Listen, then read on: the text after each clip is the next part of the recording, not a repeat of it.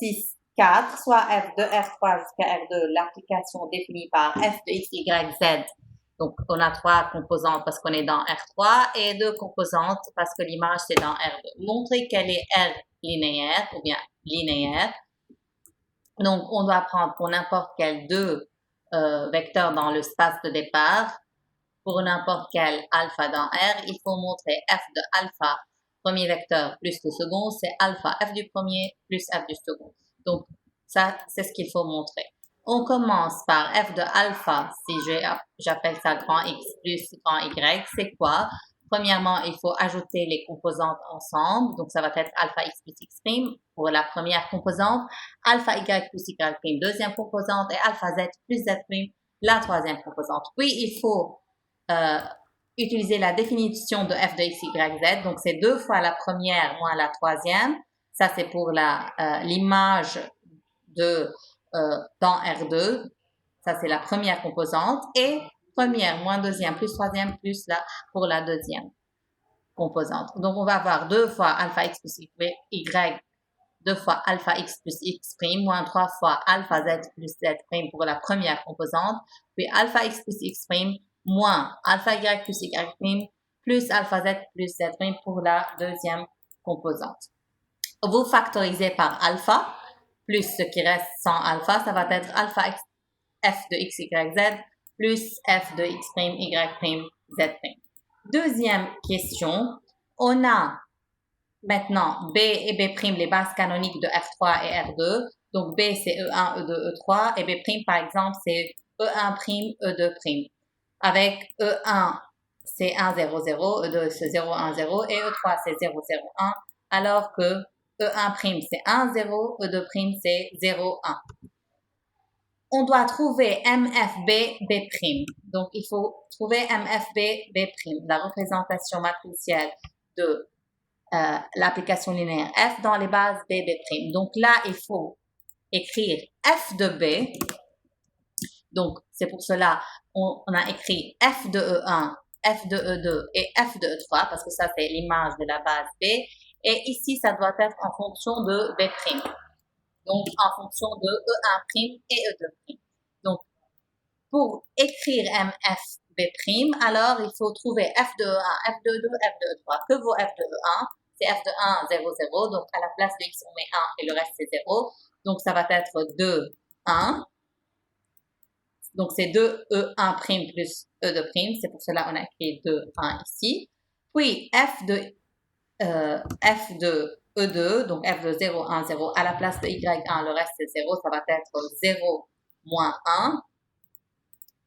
Donc, c'est 0, moins 1. Donc, on écrit en colonne 0, moins 1 parce que c'est moins E2. Donc, 0, E1', moins E2'. Finalement, F de 0, 0, 3. Donc, à la place de Z, on met 1. Ça va être moins 3, 1. Donc, c'est moins 3, E1' plus E2'. Donc, on écrit moins 3, 1 en colonne. Je répète, E1' et 2', ce n'est autre que 1, 0 et le couple 0, 1. Troisièmement, il faut montrer que C est une base de R3 avec X1, X2, X3, 3 vecteurs de R3. Donc là, c'est facile. Il faut calculer le rang de C. Donc, 1, 2, 1, X1. Ça, on a écrit X1, X2, X3 en ligne. Vous faites le rang ou même vous pouvez calculer la dimension de cette matrice-là. Désolé, vous pouvez calculer le déterminant de cette matrice. Donc, si vous calculez le déterminant de cette matrice et c'est non nul, alors les 3 vecteurs sont libres. Si vous voulez, vous pouvez aussi calculer le rang. Les deux méthodes sont justes. On n'a pas fait le calcul. Vous allez trouver le rang égal à 3, égale dimension de R3. Ainsi, c'est une base de R3. Maintenant, on continue. On a U1, U2, deux vecteurs de R2 maintenant. Il faut montrer que C1' qui est formé par U1, U2, c'est une base de R2. Donc là, ces deux vecteurs, ils ne sont pas collinéaires, donc ils sont libres. Directement, vous pouvez déduire que c'est une base de R2 puisque la dimension de R2, c'est 2. On continue maintenant. Il faut trouver la partie 5, la matrice de passage de B' à C' et trouver Q-1. Donc, il faut trouver Q de B', C'. Ça, on l'a nommé par Q. Je vous rappelle, c'est quoi la matrice de passage B'C'? Ici, dans cette matrice-là, ici, il faut écrire B'. Et là, en colonne, il faut écrire C'. Donc, c'est quoi C'? C', c'est U1, U2. Donc, il faut écrire en colonne U1 et U2 en fonction de B'. B', c'est quoi? C'est E1', U2'. Donc, ici, il y a U1' et U2'. Que vaut U1? En effet, U1, c'est 1 moins 1. Donc, c'est 1 E1' moins 1 E2'. Que vaut U2? C'est moins 1 E1' plus 2 E2'. Donc, on a calculé Q. Maintenant, il faut trouver Q moins 1. Je vous rappelle, Q moins 1, c'est quoi? Puisque Q, c'est la matrice de passage de B' à C'. Donc, Q moins 1, ce n'est autre de la matrice de passage de C' à B'. Comment vous trouvez Q moins 1? C'est 1 sur le déterminant de la comatrice de Q, le transposé de la comatrice de Q. Donc, le déterminant de Q, c'est 2 moins 1, donc c'est 1.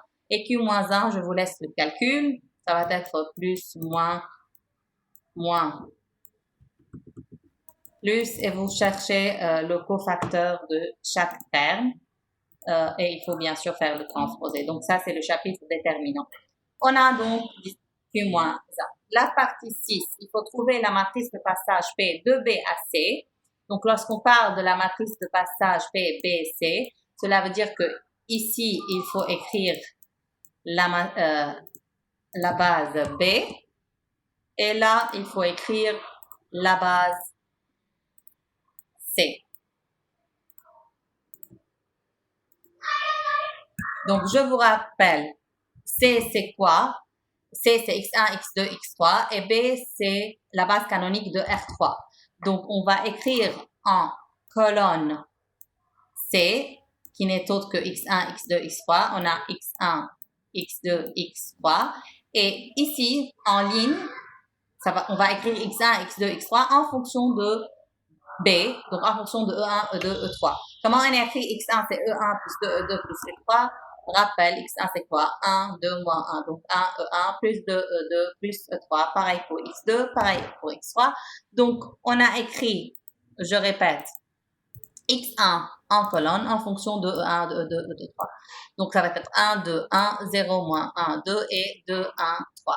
Déduire MFCB, donc ça, la formule, je veux vous apprendre comment on mémorise cette formule MFCB'. Nous, on a déjà calculé dans cet exercice-là MFBB'. Donc, on peut déduire MFCB' en fonction de MFBC. Comment on fait? Juste pour vous dire. Donc, on a cette matrice et on veut cette matrice. On va voir qu'est-ce qui reste. Donc, comment vous faites? Vous écrivez MFCB'. Vous voulez calculer cette matrice en fonction de la matrice MFB'. Comment vous faites? Vous échangez C avec B, vous échangez B' avec B aussi. Donc là, ça va être B'C. Vous allez écrire égal et ça va être B'B. Le but, c'est de se rappeler de la relation de chaque des vecteurs. Là, ici, j'explique comment vous mémorisez la formule. Donc, considérez que si vous avez, par exemple, le vecteur B'C', et vous allez écrire ce vecteur en fonction du vecteur B'B. Donc, puisque c'est B'C', ça doit commencer par B'. Ici, on a déjà B'. Donc, c'est le vecteur B'B. Ce qui manque, c'est alors le vecteur BC. Comme ça, le vecteur B'C' avec le vecteur BC, je veux écrire de nouveau,